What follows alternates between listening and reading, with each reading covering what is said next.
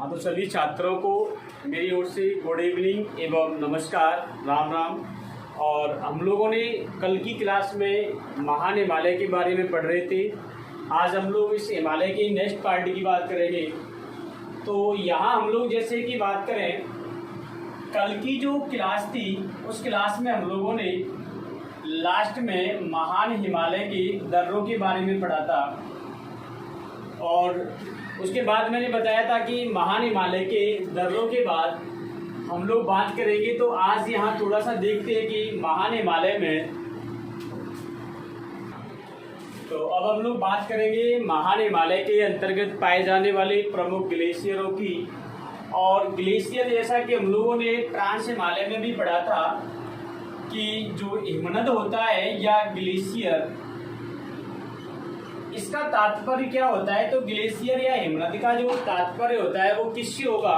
तो ये ग्लेशियर वर्फ के क्या होते हैं, तो ये वर्फ के पहाड़ होते हैं। क्या होते हैं ये, तो ये वर्फ के ऊंचे ऊंचे पहाड़ होते हैं जिनको हम लोग ग्लेशियर या हिमनद या हिमानी के नाम से जाना जाता है।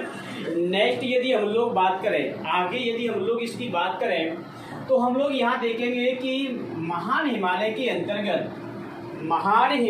अंतर्गत कौन कौन से ग्लेशियर पाए जाते हैं, कौन कौन से हिमनद पाए जाते हैं, और वो हिमनद कौन से राज्य में और वहां से कौन सी नदी निकलती है।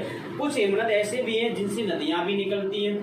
तो यहाँ हम लोग देखें तो ग्लेशियरों में बात करेंगे। देखो, तो सबसे पहला ग्लेशियर कौन सा होगा, तो सबसे पहला ग्लेशियर है जिसका नाम है गंगोत्री। कौन सा होगा, तो सबसे पहला ग्लेशियर या हिमनद जो है वह महान हिमालय में स्थित कौन सा है, तो ये गंगोत्री हिमनद या ग्लेशियर है।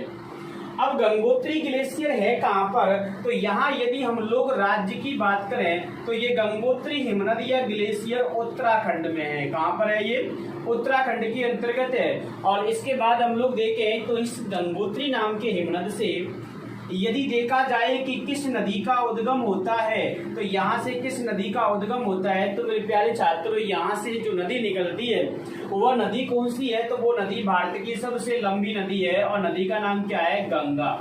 तो यहाँ से गंगा नदी का क्या होता है, उद्गम होता है। तो सेकंड हिमनद की यदि हम लोग बात करें तो देखो सेकंड हिमनद कौन सा होगा, तो ये सभी ग्लेशियर जो है हम लोग यहाँ बात क्यों कर रहे हैं इनकी, क्योंकि जब नदियां पढ़ेंगे तो वहाँ ये ग्लेशियरों के नाम फिर से पुनः आपको देखने को मिलेंगे। तो ये सारी चीजें मैं यही डिस्कस कर देता हूँ इन ग्लेशियरों के बारे में। इसके बाद देखो अगला ग्लेशियर कौन सा होगा, तो इस यमुनोत्री ग्लेशियर, अगला कौन सा होगा, यमुनोत्री। और यमुनोत्री ग्लेशियर को ही हम लोग और एक नाम से जानते हैं, और वो नाम कौन सा है इसका, तो अगला ग्लेशियर इसी का नाम है बंदरपूछ ग्लेशियर या हिमनद। अब ये बंदरपूछ जो ग्लेशियर है ये कहाँ पर है, तो ये भी कौन से राज्य के अंतर्गत है, तो ये आपको याद रखना है कि ये भी उत्तराखंड के अंतर्गत स्थित है। और उत्तराखंड में तो यहाँ हम लोगों ने देखा यहाँ से गंगा नदी निकलती है। और यदि मैं इन ग्लेशियरों की बात करूं तो इन ग्लेशियरों से किस नदी का उद्गम होता है, तो यहाँ आपको याद रखना है कि यहाँ गंगा की सबसे लंबी सहायक नदी यमुना नदी का क्या होता है, उद्गम होता है। दोनों ग्लेशियर कौन से हिमालय के अंतर्गत हैं, तो आंसर होगा महान हिमालय का। इसके बाद देखो तीसरा ग्लेशियर, यदि मैं तीसरे ग्लेशियर को हम लोग यहाँ देखें तो तीसरा ग्लेशियर कौन सा होगा, तो तीसरा ग्लेशियर है जिसका नाम है सतोपंथ। कौन सा ग्लेशियर होगा, तो तीसरा ग्लेशियर है जिसका नाम है सतोपंथ हिमनद। और ये हिमनद भी कहाँ पर है, तो उत्तराखंड के अंतर्गत है। यहाँ से देखो प्रत्येक ग्लेशियर से लगभग कोई न कोई नदी का उद्गम हो रहा है। यहाँ से गंगा निकली, यहाँ से यमुना निकलेगी। अब देखो यहाँ से भी कोई नदी निकलती है क्या, तो सतोपंथ नाम का जो ग्लेशियर या हिमनद है यहाँ से किस नदी का उद्गम होगा, तो यहाँ से उद्गम होता है कौन सी नदी का, तो यहाँ से नदी निकलेगी अलकनंदा। कौन सी नदी निकलेगी यहाँ से, तो यहाँ से अलकनंदा नदी का उद्गम होता है। इसके बाद देखें और कौन सा ग्लेशियर होगा, तो इसके बाद देखो चौथा ग्लेशियर अगर हम लोग बात करें तो फोर्थ ग्लेशियर कौन सा है, तो इसमें ग्लेशियर आता है जिसका नाम है मिलाम ग्लेशियर। कौन सा होगा, मिलाम हिमनद। अब देखो अभी तक जो ग्लेशियर हम लोगों ने पढ़े थे, चाहे वो आपका गंगोत्री ग्लेशियर हो, चाहे आपका यमुनोत्री या बंदरपूछ हो या सतोपंथ, तीनों ग्लेशियर एक ही राज्य में थे और राज्य कौन सा था, उत्तराखंड। अब नाम आया ग्लेशियर कौन सा, मिलान हिमनद या ग्लेशियर। ये ग्लेशियर कहाँ पर है, तो ये ग्लेशियर कौन से देश में होगा, तो ये ग्लेशियर है नेपाल। कहाँ पर है ये, तो ये नेपाल के अंतर्गत है। इस ग्लेशियर से क्या कोई नदी निकलती है, तो इस ग्लेशियर से किस नदी का उद्गम होगा, तो आपको याद रखना है कि इस ग्लेशियर से शारदा नदी का उद्गम होता है। किस नदी का उद्गम होगा, शारदा नदी का। तो ये 4 ग्लेशियर, पहला था गंगोत्री, अगला यमुनोत्री, उसके बाद सतोपंत और कौन सा था, मिलाम ग्लेशियर। चारों ग्लेशियरों से 4 नदियों के उद्गम के बारे में बात करी हम लोगों ने। 5वां ग्लेशियर देखो कौन सा होगा, तो इसके बाद अगला ग्लेशियर कौन सा होगा, तो उस ग्लेशियर का नाम है जेमू हिमानी।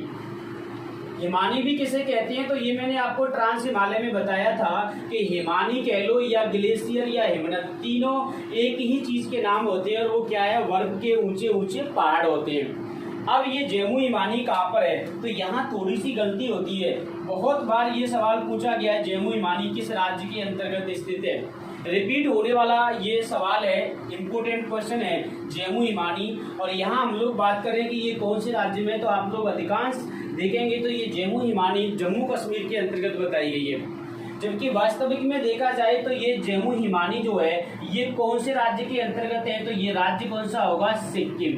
कहाँ पर स्थित है ये, तो ये सिक्किम के अंतर्गत स्थित है। और यदि ये पूछे कि यहाँ से भी किस नदी का उद्गम होता है, तो वहाँ आंसर होगा कौन सा, तिस्ता नदी। किस नदी का होगा, तो इससे निकलने वाली नदी जो है वो तिस्ता नदी होगी। तो ये 5 ग्लेशियर या हिमनद से जो 5 ग्लेशियर कहाँ पाए जाते हैं, महान हिमालय के अंतर्गत स्थित है। एक बार आप फिर से मैं इसको रिवाइज कर रहा हूँ। देखो पहला ग्लेशियर कौन सा था, गंगोत्री।